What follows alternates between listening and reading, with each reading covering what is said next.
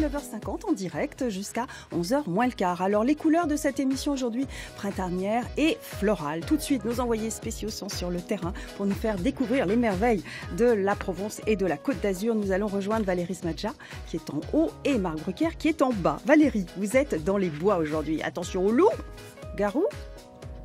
Oui. Merci Laurence. Donc oui, je suis dans les bois, pas n'importe lesquels, ceux de Mérargues, juste à côté du château. Je vais vous raconter une belle histoire, celle d'une balade sonore, des artistes qui créent à partir des bruits de la nature pour créer cette magnifique balade sonore. Vous allez voir, c'est très poétique. On va rester dans l'art grâce à vous, Marc Brucker. Bonjour Marc, vous, eh bien c'est votre fête déjà. Bonne fête à vous, à tous les Marcs aussi. De quoi nous parlez-vous aujourd'hui ? Eh bien écoutez, on va vous parler de beauté, parce que vous le voyez, je suis entouré de beauté ici, dans ce 45e salon Art Fair. C'est un salon d'art moderne, d'antiquité et de design qui a acquis ses lettres de noblesse à l'international. Un expert nous en parlera tout à l'heure. À tout à l'heure. Le jardin est devenu la 5e pièce de la maison. En ville comme à la campagne, les Français aiment jardiner, planter, semer, cultiver.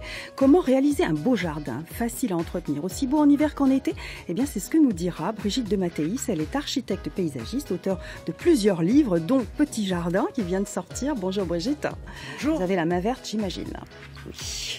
On entend souvent parler des plantes. Les plantes, on nous dit, ça peut pas faire de mal. Mais est-ce que ça fait vraiment du bien ? Quelles sont les plantes que l'on peut utiliser sans danger ? Se soigner par les plantes n'est pas anodin et nécessite des précautions. Julien Allaire est ici, il est naturopathe, il nous met en garde, il va nous mimer le foie. Oh, je vais essayer, oui. Allez essayer.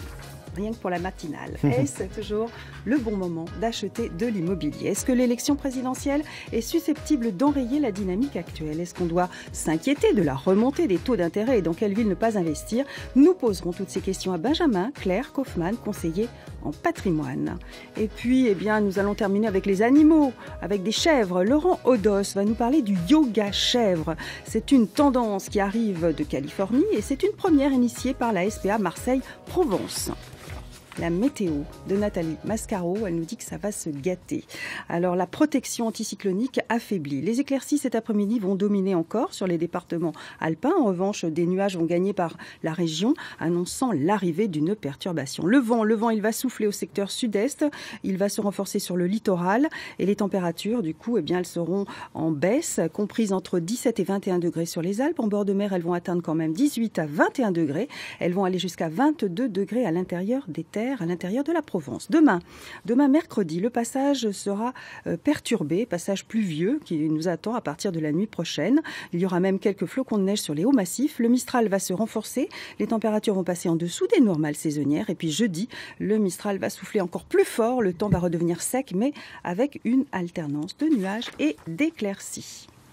C'est l'heure d'aller faire un petit tour dans les bois de Mérargues. C'est en Provence, c'est une forêt, une commune qui va bientôt être le théâtre d'une balade sonore.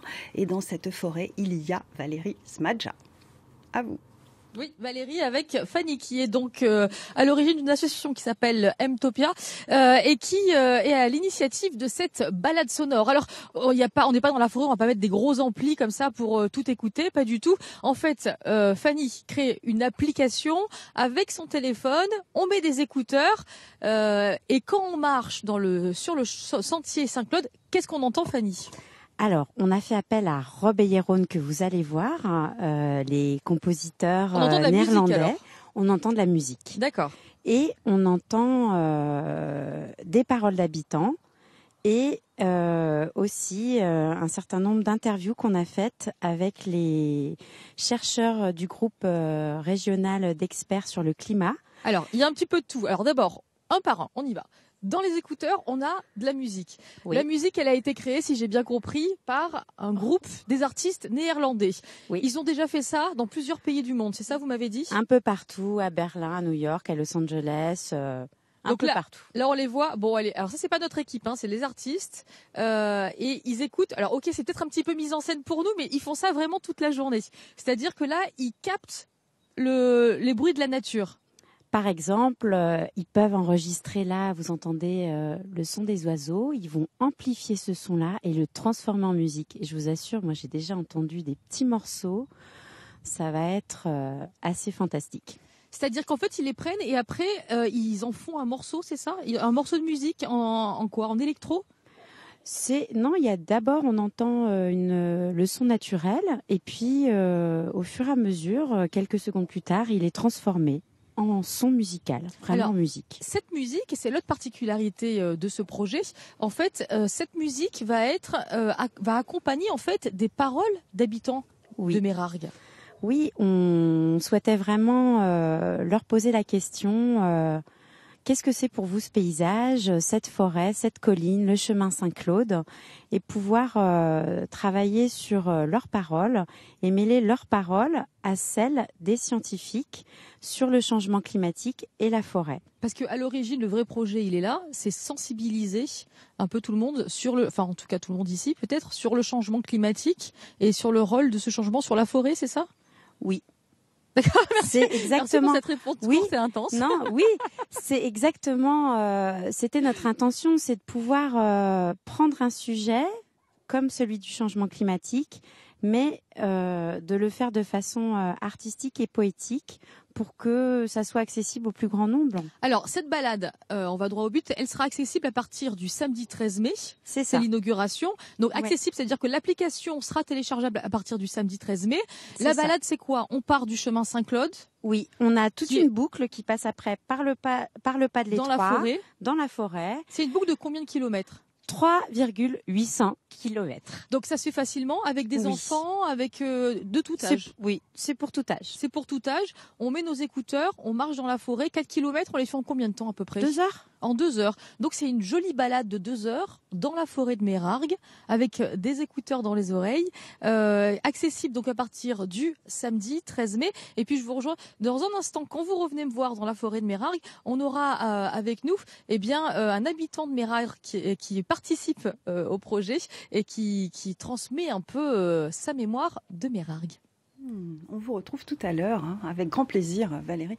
Donc dans cette forêt de Mérargues située pas loin d'Aix-en-Provence, donc symphonie, pas pastorale mais forestière. Brigitte de Mathéis, vous êtes architecte paysagiste. J'imagine que ce sujet doit vous intéresser parce que les jardins ont tout d'un coup la parole, si j'ose dire.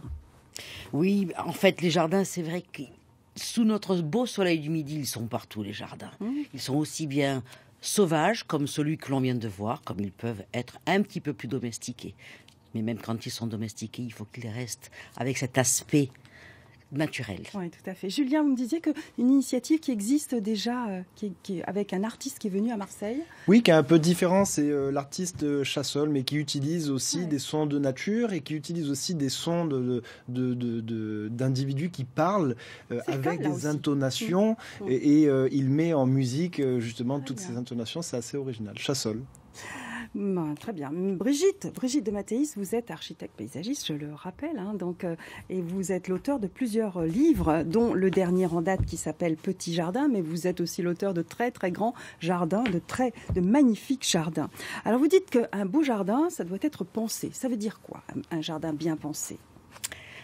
Un jardin pensé, c'est un jardin qui n'est pas fait à l'emporte-pièce. C'est-à-dire que le problème de la majorité des gens qui veulent faire leur jardin s'imaginent qu'ils peuvent faire ça en plantant par-ci, par-là, une quantité industrielle de plantes. Ça, c'est le jardin de curé. On peut dire ça comme ça. C'est pas ça, faire un jardin. Non. Un jardin, ça se pense, on pense des volumes. Ouais. On travaille sur les masses. Ouais. Et c'est ces masses-là qui vont créer le jardin. Parce qu'il faut comprendre une chose, c'est que on a à notre disposition une palette de verre qui est infinie. Et c'est cette palette de verre qui va créer le jardin. On associe différents verres. Et grâce à ça, et surtout grâce à notre soleil du midi, on obtient le volume du jardin. Alors vous parlez de palette, Brigitte, parce que vous êtes peintre aussi. Vous êtes peintre, vous êtes photographe, vous dessinez, vous êtes une artiste. Il faut être un peu artiste pour être paysagiste de jardin. C'est votre cas. D'ailleurs, vous publiez quelques-uns de vos dessins dans quelques-uns de vos livres. Il y a celui-là, notamment, Dialogue avec des jardins méditerranéens. Et puis un autre qui s'appelle De l'art à l'architecture du jardin. On est dans l'art, vraiment. Et avec une préface d'Alain Baraton, que tout le monde connaît, qui est le jardinier de Versailles, je crois. Hein. Voilà. Et qui dit alors des choses très très bien de vous. Il dit qu'un bon jardinier doit avoir l'âme d'un peintre et d'un poète. Ça tombe bien, c'est votre cas. Alors, ce qui est intéressant, c'est que vous êtes de Cabris. C'est un petit village de Côte d'Azur. Et il y a une histoire propre au jardin. Racontez-nous. Ah, oui, parce que en fait, je crois qu'on a... Les choses ne se font jamais à notre insu comme ça. On emmagasine plein d'idées dans notre enfance et on apprend à les restituer ou pas. Et moi, lorsque j'étais avec ma grand-mère dans le village de Cabris, on avait une rencontre un petit peu extraordinaire une fois par semaine, parce que quand on allait se promener sur la promenade de Saint-Jean, la comtesse de Saint-Exupéry distribuait des enfants aux enfants du village. Oui, voilà. C'était la maman, c'est la maman. Tout à fait. De l'aviateur, que vous avez connu, et qui disait que vous alliez devenir jardinière. En tout cas, que lui aurait souhaité l'être aussi. On peut dire ça comme ça. C'est prémonitoire.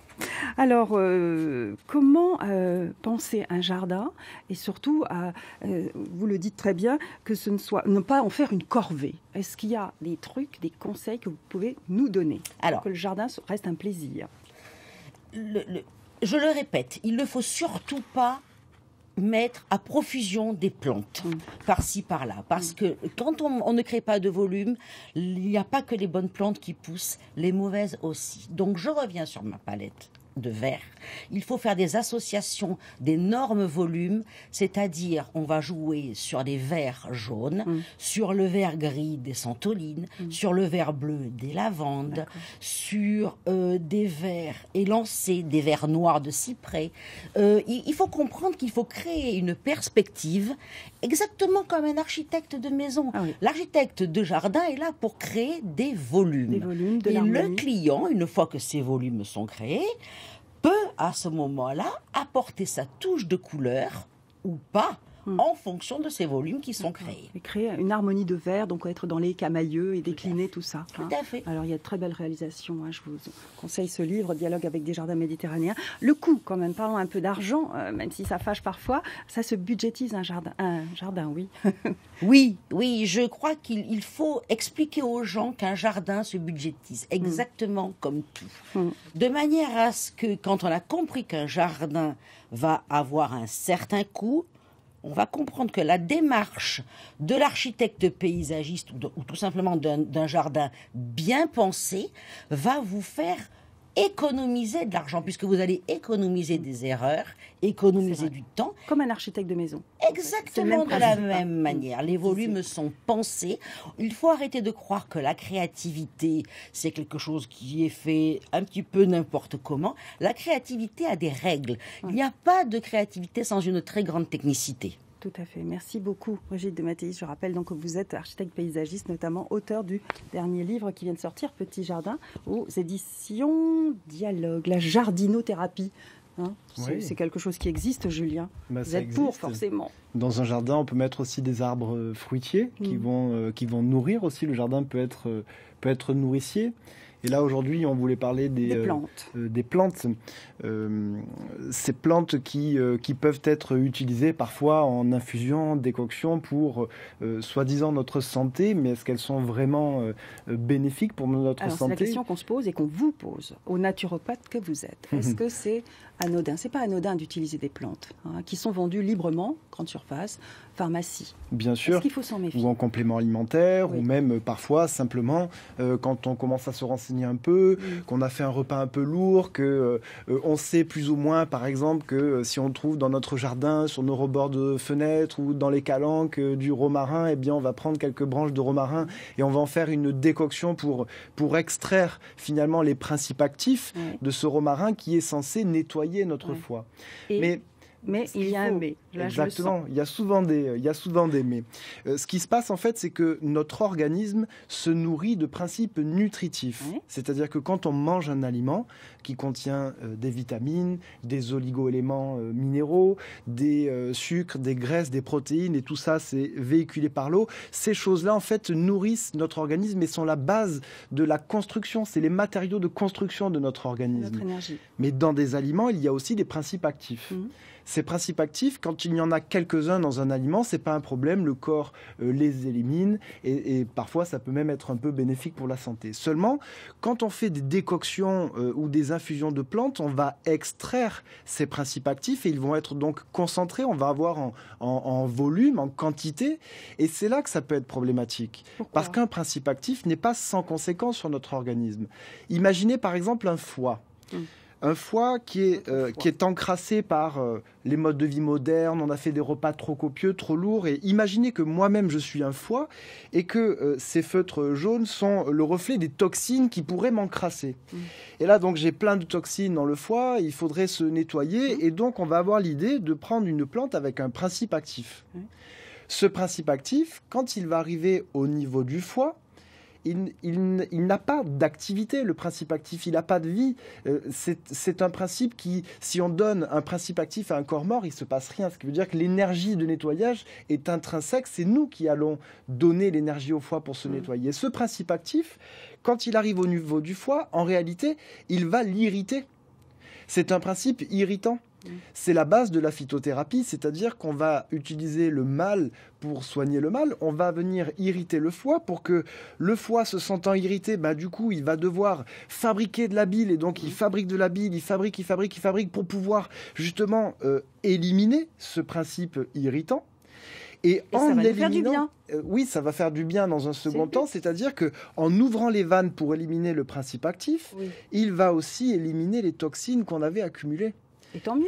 C'est la base du nettoyage. Sauf que pour pouvoir nettoyer le foie, le moyen qu'on aura trouvé, c'est de l'irriter un peu, plus encore. C'est une stimulation. Et il faut aussi intégrer que tout effet qui est obtenu par stimulation entraîne dans un second temps son effet contraire et opposé.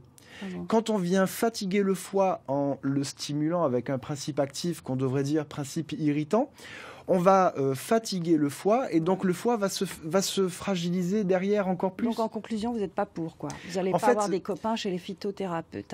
Moi-même, je suis naturopathe et il peut m'arriver dans quelques cas d'utiliser des plantes avec parcimonie, mais il faut vraiment se revitaliser à fond. Là, c'est juste pour proposer aux gens de ne pas faire de l'auto-prescription de remèdes naturels qui ne sont pas sans conséquences. Si on veut utiliser une plante, il y a quelques cas où ça se justifie, mais il faut vraiment revitaliser l'organisme et que ce soit pris dans un programme complet. Il faut du repos, il faut récupérer de l'énergie, il faut avoir une alimentation plus adaptée, il faut savoir méditer, il faut savoir bien dormir. Et se promener dans les jardins, bien sûr, être dans la nature et profiter de cette énergie aussi. C'est tout un programme complet qui recharge pour justifier une détox. Bon, voilà, j'espère que vous avez entendu tous les messages de Julien Allaire, naturopathe. Nous partons à Antibes. Et nous sommes en forme, avec ou sans foie en forme. Eh bien, nous allons découvrir les merveilles de ce Salon des Antiquaires qui fête cette année son 40e anniversaire. C'est à vous, Marc. Oui, le 45e anniversaire. Bonjour Laurence.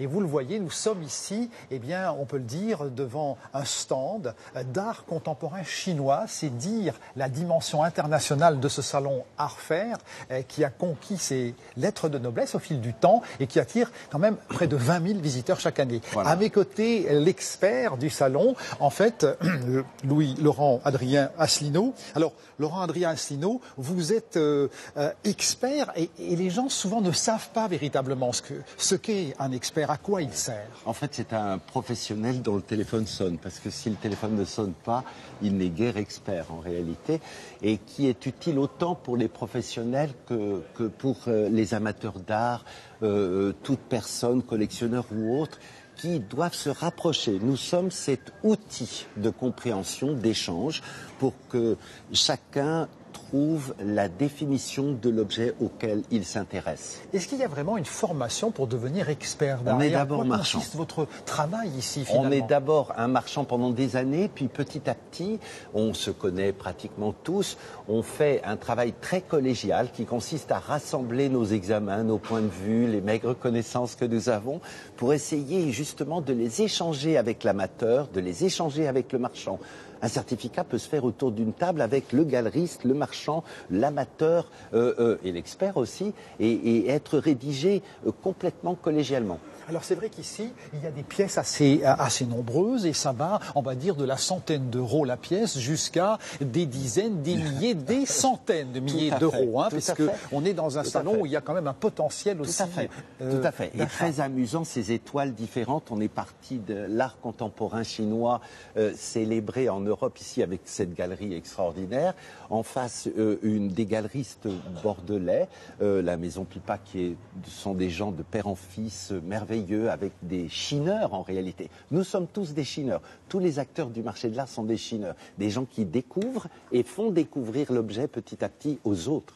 Alors, est-ce qu'il y a un intérêt aujourd'hui plus fort pour l'art qu'il y a encore une dizaine d'années, sachant qu'on est rentré dans une conjoncture économique difficile? Oui, mais à contrario, on a des moyens de diffusion d'images qui sont absolument merveilleux. C'est-à-dire qu'aujourd'hui, par exemple, une vente publique va se faire en direct dans le monde entier. Tous les gens vont voir en même temps l'objet vendu à Honfleur, en Normandie, sera présenté en Chine instantanément. Qu'est-ce qui donne sa valeur à l'objet? Est-ce que c'est la valeur, j'allais dire, artistique de l'objet lui-même, son créateur, bien sûr, sa célébrité, sa renommée, ou c'est votre certificat d'authenticité? C'est un mélange de ça, mais il faut être assez strict parce que mes confrères se rejoignent sur quelque chose qui est relativement simple. Un objet d'art exprime en équilibre une novation en son temps. Que ce soit un objet de l'art pariétal ou un objet contemporain, une novation en son temps et la qualité avec laquelle il est réalisé. Si ces deux choses sont en équilibre autour de l'objet, oui, c'est un objet d'art. Pour ce qui est du reste, ce sont des objets de décoration qui sont peut-être très... Mais vraiment, cette novation en son temps, quelle que soit l'époque, et la qualité avec laquelle c'est réalisé, ça, c'est un objet d'art. Est-ce que vous êtes finalement des facteurs de transmission aussi, les experts? Est-ce que vous facilitez la transmission de l'objet et sa bonne transmission, entre guillemets? On essaye de faire le mieux possible. C'est pour ça que le travail collégial est très important. Toujours cet échange d'images. Un certificat, aujourd'hui, va se signer à 1, à 2, à 3, à 4, à 5. Tout simplement rassembler comme un puzzle les éléments qui permettent de faire un travail opposable au plus grand nombre. Mais si quelqu'un peut faire beaucoup mieux après, tant mieux, nous sommes ravis. Alors, qu'est-ce qui est le plus difficile en 2 mots, puisqu'il nous reste peu de temps, dans le métier?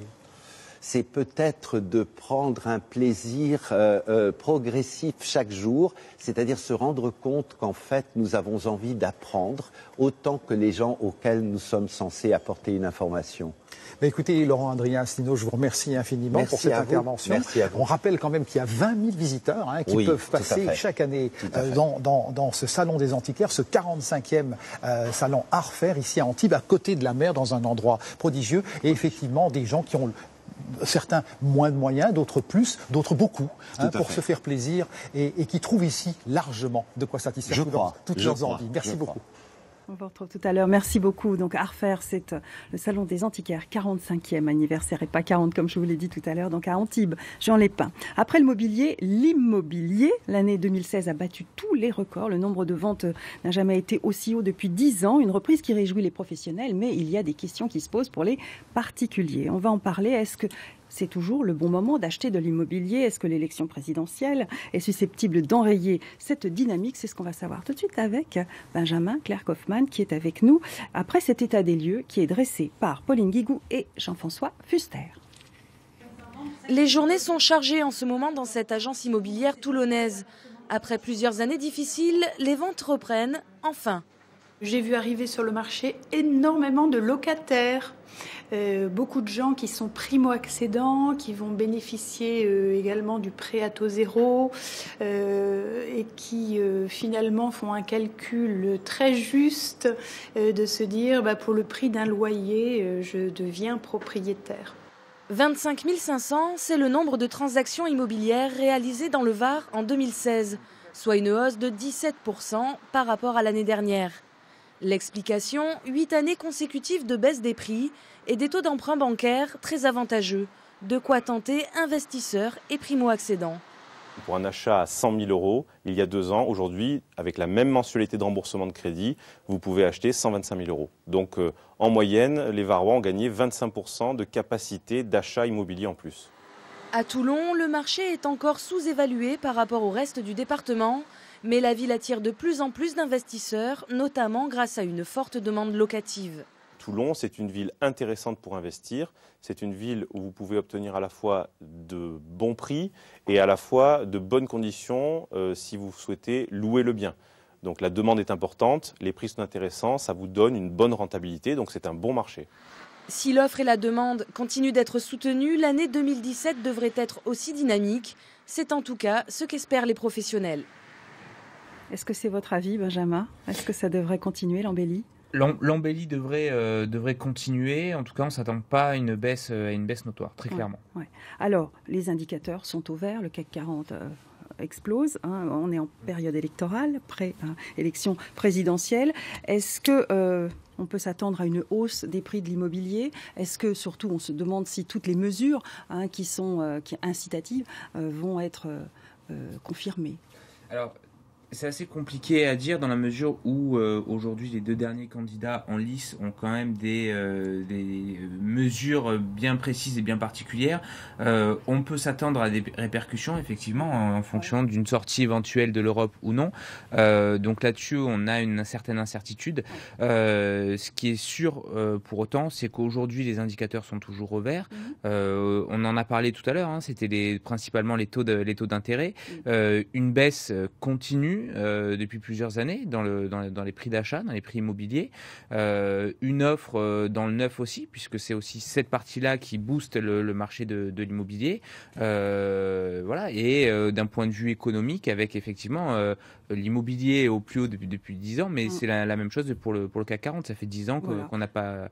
Donc oui, l'économie va bien aujourd'hui. Oui, et ça devrait continuer. En tout cas, ce qu'on sait, c'est que grâce au prêt à taux zéro et la loi Pinel, donc ce sont des mesures qui incitent à acheter, à la fois pour sa résidence principale ou secondaire, et aussi pour louer, faire des placements. Ça, ces mesures-là, normalement, elles sont actées, quels que soient les résultats de l'élection, on peut compter dessus. Tout à fait. En fait, on sait à minima qu'elles iront jusqu'à la fin 2017. Donc c'est pour ça qu'on s'attend dans tous les cas à une année 2017 encore relativement belle et prospère, puisque quel que soit le candidat et quelle que soit l'issue finalement de cette élection-là, on ne pourra pas remettre en cause ce dispositif avant la fin d'année 2017. Ce qui veut dire que si jamais vous achetez maintenant avec le dispositif Pinel, ce ne sera pas remis en cause et vous aurez votre réduction d'impôt pendant les 6, 9 ou 12 ans à venir.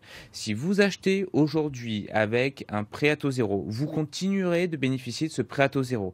Si aujourd'hui quel que soit le résultat, faut le préciser. Et pareil pour le taux, c'est-à-dire qu'aujourd'hui, si jamais vous allez faire un crédit, bien évidemment, vous ne prenez pas à taux variable et à taux fixe. Surtout pas. Et exactement, votre taux comme son nom l'indique, il est fixe, il sera obligatoirement maintenu, même si les taux venaient à s'enflammer par la suite. Alors, parmi les bons conseils que vous nous donnez, il faut se renseigner sur le prix des logements, si on investit pour louer et bénéficier de la loi Pinel. Alors, il y a des villes à éviter. Tout à fait. Très clairement, aujourd'hui, il y a des villes à éviter parce qu'on a une offre qui est de plus en plus abondante et une demande qui peut être légèrement en retrait. C'est le cas de certaines villes, notamment Avignon. Avignon, on a une offre qui commence à grandir, une demande un petit peu en retrait et des prix au mètre carré qui ont tendance à s'enflammer. C'est le cas d'autres villes aussi, par exemple comme Le Havre, Le Mans, Troyes, etc., certaines agglomérations. Dans tous les cas, il faut faire très attention au quartier dans lequel on achète. Et il faut qu'il y ait une cohérence entre le quartier et le prix au mètre carré auquel on achète. À Marseille, par exemple, il peut y avoir des très bonnes opérations, des très bons investissements à réaliser, puisqu'on est dans des quartiers qui peuvent être porteurs avec un prix au mètre carré cohérent, comme on peut aussi tomber sur de très mauvaises opérations à Marseille. Donc ce qui est très important, au-delà des villes, c'est de faire très attention justement au quartier, à l'opération et au prix au mètre carré. Voilà. Investir pas la tête baissée et faire appel à des professionnels comme vous. Voilà. Alors des professionnels comme moi, il y en a d'autres, mais le plus important de ces professionnels-là, avec plaisir, mais c'est qu'ils soient indépendants. Aujourd'hui, j'attire vraiment l'attention, votre attention, l'attention globale des téléspectateurs sur le fait que on assiste avec dans certains journaux, dans certains médias, avec beaucoup de partis pris. Pourquoi ? Les promoteurs font de la pub, donc derrière les journaux, eux vont mettre en avant une opération, un programme, etc. Et attention à ça et vraiment bien regarder cette cohérence que je disais, prix au mètre carré, quartier et potentiel d'évolution. Très bien, voilà. Merci. Donc indépendant, un professionnel indépendant. Pas forcément son banquier qui va nous vendre ses propres produits. C'est vous qui me l'avez dit. C'est pour ça que je le répète. Et donc, je signale qu'il y a un spécial immobilier de l'Obs qui est paru cette semaine et qui donne de très bons conseils, notamment comme les vôtres, qui dit que c'est maintenant ou jamais qu'il faut On a le laboratoire, je me permets de vous couper aussi, le laboratoire de l'immobilier qui a sorti justement une liste, en fait, une carte avec certaines villes sous surveillance ou à éviter. La bonne nouvelle, c'est que Marseille n'y est pas, et tout simplement qui dit, en fonction de certains critères, notamment l'évolution en prix au mètre carré et la démographie de la ville, qui met des petites alertes sur certaines villes. Rappelez-nous, donc, ça s'appelle c'est le laboratoire de l'immobilier. Qu'on trouve dans les kiosques. Oui, alors c'est une étude qui a été parue sur Internet ou dans les kiosques. Vous allez, c'est très facile. Merci beaucoup Benjamin Claire Kaufmann pour ces conseils. On part au pays des lutins et des sorcières. Nous allons dans la forêt de Mérargues, située pas loin d'Aix-en-Provence, retrouver notre sorcière à nous, bien aimée. Il s'agit de Valérie. Ouais, je suis là.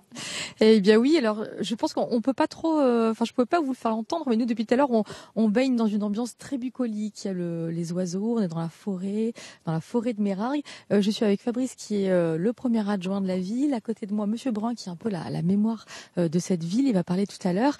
Fabrice, moi je connaissais pas tellement en fait. Je suis du coin, pourtant je ne connaissais pas tellement ce lieu. Et le fait d'y baigner, grâce à cette application qui va avoir le jour le 13 mai, j'ai vraiment du coup envie d'un peu mieux connaître ce sentier. C'est le sentier Saint-Claude, c'est ça? Et c'est un peu ça qui vous a attiré en tant qu'adjoint à la mairie de cette ville. C'est-à-dire pour le tourisme, ça attire du monde, ça va attirer du monde. Alors sur notre site Mérargues, on a été surpris de voir que la première page qui était visitée, c'est le tourisme. Et c'est vrai que Mérargues est riche de nombreux patrimoines, notamment notre pépite verte, notre émeraude, c'est notre forêt. Et à travers ce sentier, on va rajouter un élément supplémentaire pour permettre à nos touristes, nos visiteurs et puis à nos administrés de pouvoir parcourir nos sentiers tout proche de la Sainte-Victoire. Notamment, on peut voir un sentier qu'on est en train de réhabiliter qui va descendre le long de cette crête pour rejoindre l'Aqueduc du Cromin. L'Aqueduc du Cromin, tout ça fait partie du sentier qu'on va pouvoir faire à partir du samedi 13 mai. C'est une deuxième boucle. Puisqu'en fait, on est en train de créer plusieurs sentiers qui se regrouperont les uns avec les autres pour pouvoir offrir plusieurs thèmes. On aura un thème sonore à travers le parcours sonore et scientifique. On aura un deuxième thème plus historique à travers un parcours qui longera notre aqueduc romain, qui était un aqueduc qui partait de la source de Traconade pour alimenter les thermes d'Aix-en-Provence. Et puis on a un troisième sentier qui fera une boucle à partir du parc du château que nous venons de récupérer, où nous mettrons en valeur une glacière qui était dans la garenne du château. Donc ces sentiers sonores, c'est primordial pour préserver, je trouve, la mémoire. Je vais me tourner vers Monsieur Brun qui est déjà, on a parlé beaucoup avec des habitants de Mérargues qui vous considèrent un peu comme la mémoire de cette ville. Vous avez écrit 3 livres déjà sur cette ville. Ouais. Et vous me disiez vous me parlez de votre grand-père, de votre père. Vous êtes implanté ici depuis longtemps. Très longtemps. D'ailleurs, mon grand-père a été premier adjoint en 1919. J'ai mon père qui a effectué 3 mandats à la mairie, dont 2 de maire. Et moi-même, de 89 à 2001, j'étais conseiller municipal. Cette forêt, vous la connaissez bien? Avec M. Poussardin, dont le père de Fabrice. Cette forêt, vous la connaissez bien? Vous étiez là quand vous étiez enfant? Oui, absolument. Ouais, Qu'est-ce que vous aimez dans cette forêt, vous? Écoutez, d'abord, l'environnement, qui est exceptionnel. Puis on allait promener, il y avait, à l'époque, je me souviens très bien, il y avait un torrent de Pouran qu'on appelait, beaucoup de sources qui coulaient à droite et à gauche, et puis il y avait les bancaux où les paysans venaient faire leur portion de terrain, ils venaient planter dans la vigne, ils venaient planter n'importe quoi. Donc vous participez à ce projet, c'est votre voix qu'on va entendre aussi avec le fond sonore de ces artistes néerlandais. Ouais. Vous allez raconter tout ça. J'espère que je pourrai leur faire aimer le village comme je l'aime moi-même. Voilà. Merci. Donc, ce serait Monsieur Brun et Fabrice font partie de ce projet. Ce sont des voix qu'on peut écouter dans cette balade sonore. Donc, je vous rappelle, c'est une balade sonore qui sera accessible par application. Tout est gratuit, bien sûr. Il suffit de brancher des écouteurs et puis d'aller à Mérargues, commencer le sentier Saint-Claude et puis marcher pendant 2 heures en écoutant la voix de Monsieur Brun, la voix d'autres habitants de Meyrargues, raconter un peu le Meyrargues de leur enfance et puis raconter le patrimoine de cette ville. Et donc c'est à partir du 13 mai.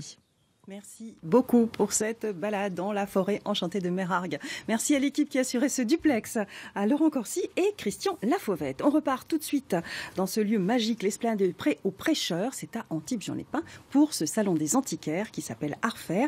Et Marc, eh bien, vous êtes maintenant en présence d'un galeriste marseillais, Éric Aknin, qui est spécialiste des maîtres provençaux. Et oui, on se retrouve effectivement dans ce 45e salon Arfer, un salon d'antiquité, d'art moderne et de design. Et je suis aux côtés d'Éric Aknin. Éric Aknin qui vient de la région, puisque c'est un galériste marseillais qui a choisi justement d'exposer à Antibes. Alors, nous sommes là devant des œuvres de Venet, à côté d'une œuvre de Mathieu. Vous, c'est plutôt, j'allais dire, les peintres provençaux qui vous intéressent. Mais pourquoi vous êtes ici ? Eh bien parce que Antibes est une place importante dans l'art contemporain et dans l'art moderne. On a une clientèle assez aisée, donc on essaie de présenter des œuvres qui peuvent plaire à un public averti.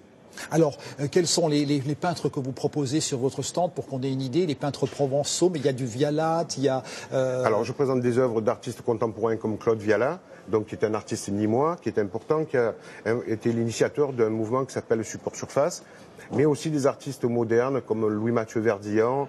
Je présente des œuvres aussi de René Gruau, qui est un dessinateur qui a notamment travaillé pour Dior. Dessinateur cannois, hein, dessinateur cannois. Et peintre également, cannois. Tout à fait. Et finalement, ce métier de galeriste, c'est un métier finalement qui n'est pas très connu du grand public. Qu'est-ce que ça signifie? Qui est-il? Quel intermédiaire est-il? Alors, le galeriste en fait présente des artistes contemporains et en fait la promotion.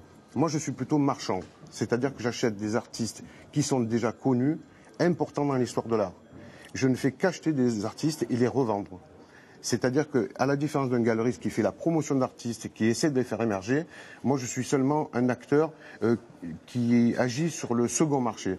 Alors, est-ce que vous êtes un homme de conseil, justement? Est-ce que vous allez, disons, aider les gens qui viennent vous voir s'ils ont besoin de conseils parce qu'ils sont un peu perdus, qu'ils n'ont pas les connaissances, finalement, pour découvrir et connaître et comprendre toujours ce qu'ils veulent acheter? Absolument. Ce qui est important à faire comprendre aux gens, c'est qu'un artiste est important dans l'histoire de l'art et donc a une cote et une valeur.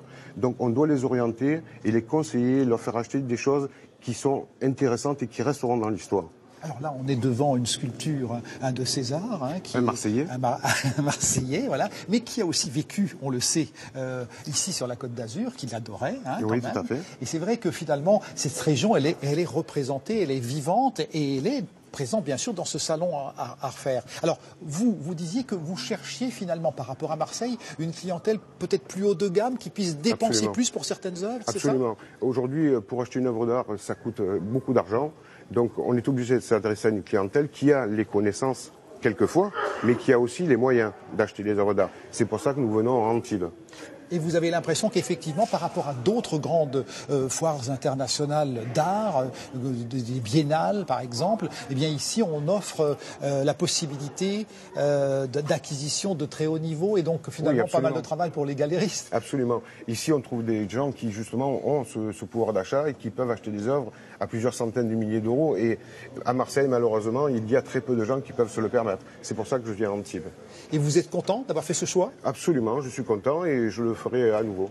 Parce que vous avez l'impression qu'effectivement, il y a une clientèle et des potentialités qui sont peut-être supplémentaires. Pourtant, Marseille est une grande ville, une capitale Oui, c'est une grande ville, mais c'est vrai qu'ici, on retrouve une clientèle internationale qui a aussi un fort pouvoir d'achat. Et c'est toujours bien d'être dans ces places. Alors on ne le voit pas, mais autour, il y a des stands qui s'adressent à un public plus large également, puisqu'on peut ici venir gratuitement en entrée libre sur les stands d'art et on peut acheter pour quelques dizaines d'euros parfois. Enfin voilà, c'est ouvert à tout le monde. Et finalement, ce qui vous a séduit aussi, cette proximité de la mer, vous me le disiez. Absolument, c'est toujours agréable d'être dans un endroit formidable, magnifique. Donc on apprécie d'être ici. Eh bien écoutez, on vous souhaite en tout cas la bienvenue, on vous souhaite de pouvoir écouler de nombreuses œuvres d'art. Merci Éric Aknin. Merci beaucoup. Merci à vous, merci Marc Brucker et puis merci à l'équipe sur place qui assurait ce direct. Merci à Michel Rouleau et Marc Daniel que je salue. Alors d'après une enquête à paraître dans quelques jours, dans 30 millions d'amis, au mois de mai ce sera, eh bien Toulon est la ville la plus accueillante pour nos toutous. Et cette enquête a été réalisée dans 31 villes de France. Marseille ne serait qu'en 27e position. Mélanie Frey est allée voir de plus près. Elle a fait son enquête. Elle aussi, elle s'est rendue dans les parcs fréquentés par les toutous. Regardez. Le parc Henri Fabre, au bord de l'Uvonne. Ses pelouses verdoyantes, son eau claire. Un paradis pour nos amis à quatre pattes qui peuvent ici évoluer en toute liberté. Se défouler, jouer à la baballe et même se faire un tas de copains. En général, ici, les chiens sont paisibles.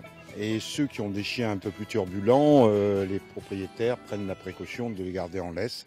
Donc, en fait, la coexistence est très pacifique. À Marseille, la majorité des espaces verts est interdite aux toutous, même tenus en laisse. Leurs maîtres et maîtresses se replient donc sur quelques bonnes adresses. Pastrés en haut, on peut les lâcher. Ici, on peut les lâcher. Au bagne aussi. Au bagne, ils sont un peu plus stricts, mais il faut parce qu'ils exigent. Par contre, ce qui est bien, c'est qu'ils exigent qu'on ramasse. Alors pourquoi Marseille est-elle moins bien classée que Toulon, Perpignan ou Montpellier dans l'enquête de 30 millions d'amis? Certains ont leur petite idée. Il y a 0 distributeur de sacs dans la ville, par exemple. Après, dans les bus, dans le métro, il faut absolument que le chien ait une muselière. Sinon, ils ne sont pas acceptés. Si vous n'avez pas la muselière, c'est amende. Et vous sortez du bus. Pas toujours facile de vivre en ville avec un animal. Attention, ce n'est pas une raison pour se résoudre à l'abandon. La SPA affiche complet. On a environ 200 chiens et 350 chats, sachant que c'est la période des chatons et que des chatons nous sont ramenés par dizaines. Autant d'animaux qui rêvent de retrouver un foyer à Marseille ou ailleurs. Laurent Odos, vous n'êtes pas tout à fait d'accord avec ce qu'on vient d'entendre? Pas tout à fait d'accord. Disons qu'il y a certains critères qui sont objectifs, il faut être honnête, qu'il y a toujours des axes d'amélioration. En même temps, 27e sur 31, ça laisse une belle marge de progression, donc c'est plutôt positif. Oui, à la traîne, on va dire. Moi, je vais peut-être prendre un petit peu le chemin inverse, c'est-à-dire que je vais remercier la ville de Marseille, justement, pour tout ce qu'on fait depuis des années, parce qu'on est vraiment investi. On a un élu à la cause animale qui est vraiment investi dans la cause animale.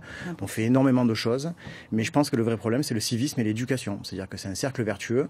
C'est-à-dire que je rebondis, par exemple, sur la demoiselle qui disait qu'il n'y avait pas de distributeur de sachets plastiques. Il y en a eu pendant des années. La ville de Marseille les avait mis à disposition dans tous les quartiers.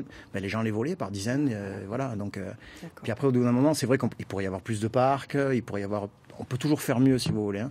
Mais la prise de conscience, elle doit être collective et surtout elle doit partir de soi-même, quoi. C'est pas. Après, un classement, ça reste un classement. Hein, voilà, c'est subjectif, même si les critères sont eux-mêmes. Objectif, mais bon, voilà. Et puis on peut emmener ses petits sachets dans sa poche aussi. On peut tout faire à partir du moment où on est de bonne volonté et qu'on respecte l'environnement dans lequel on vit. Donc la palme, c'est Toulon, Perpignan, Montpellier. Voilà. Nous allons parler maintenant de choses très très graves. Il s'agit du yoga chèvre.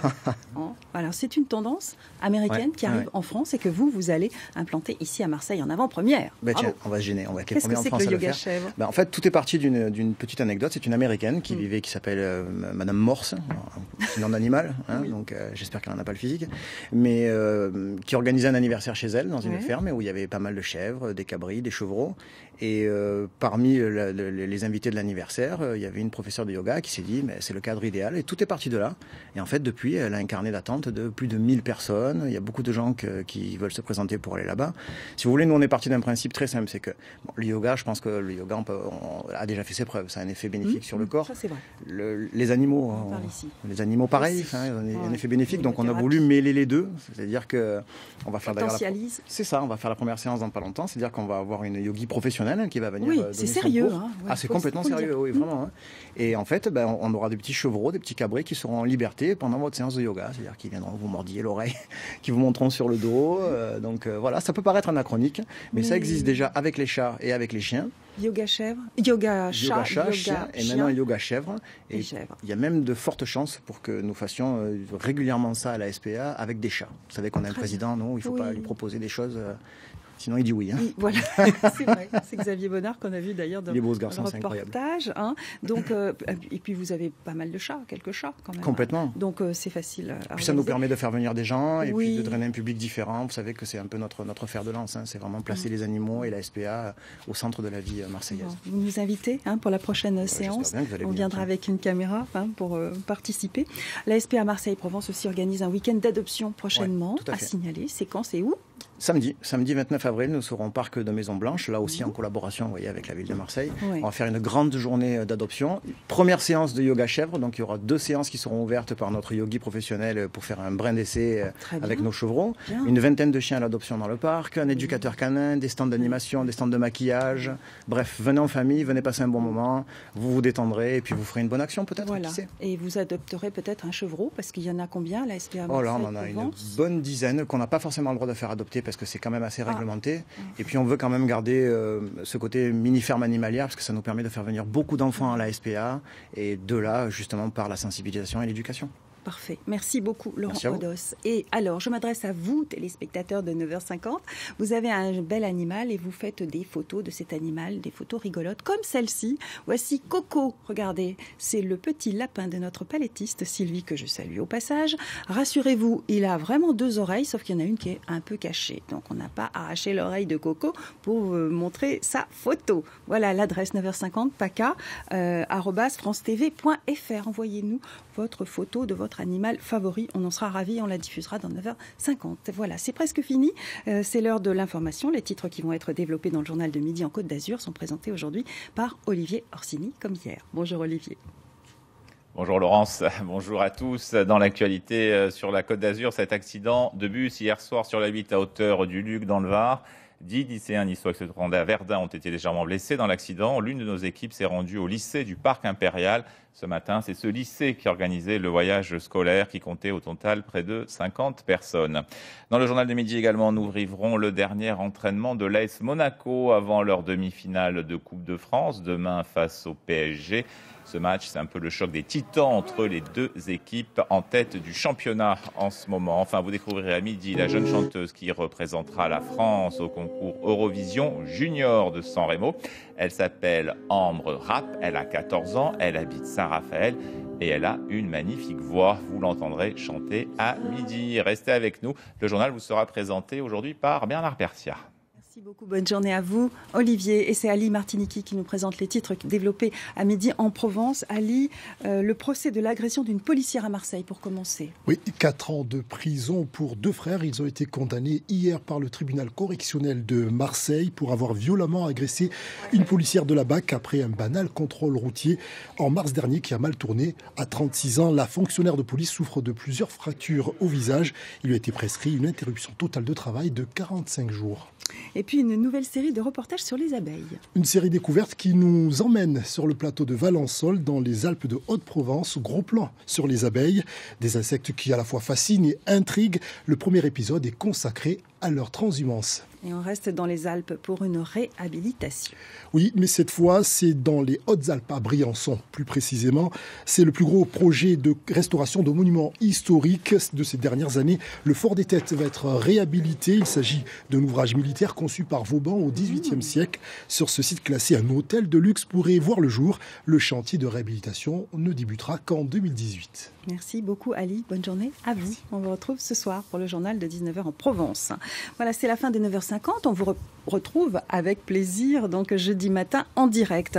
Avant de se quitter, je vous signale une information importante. Mettez votre télé sur France 2 ce soir. On parle beaucoup des animaux, vous savez que ça nous tient à cœur. La vie des grands animaux comme si vous y étiez. C'est ce soir sur France 2, 2e volet du documentaire Planète Animale consacré aux stratégies de survie. Un documentaire qui est commenté par l'acteur François Morel. C'est à 20h55 sur France 2. Et puis la Villa Bagatelle à Marseille vous propose une exposition sur l'absinthe. Elle vous invite à découvrir la fée verte et son univers artistique et industriel. C'est à ne pas manquer, ça dure 2 jours seulement. L'entrée est libre et gratuite, c'est jeudi et vendredi. Voilà, je vous ai tout dit. À jeudi.